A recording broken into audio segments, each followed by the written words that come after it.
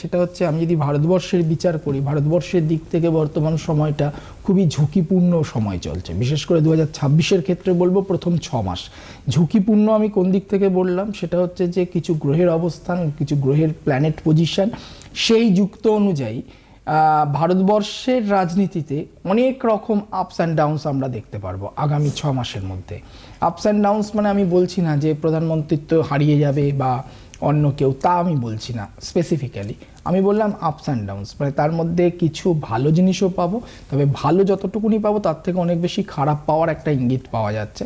সবাইকে সতর্ক হতে হবে, সিনসিয়ারলি কাজ করতে হবে, নিজের কাজের ওপর কনসেন্ট্রেট করতে হবে, রিস্ক নেওয়াটা কমাতে হবে। কারণ হচ্ছে অনেকেই যারা প্রাইভেট ফার্মে চাকরি করছেন, যারা কোম্পানি সুইচ করতে চাইছেন, জায়গা পরিবর্তন করতে চাইছেন, অথবা আপনারা রাজ্যের বাইরে, দেশের বাইরে যেতে চাইছেন, তারা এই সময়টা একটু 2026টা একটু ভেবে চিন্তে করতে হবে। চাকরি তো প্রচুর হবে, আমি তো এর আগেও বলেছিলাম, বাট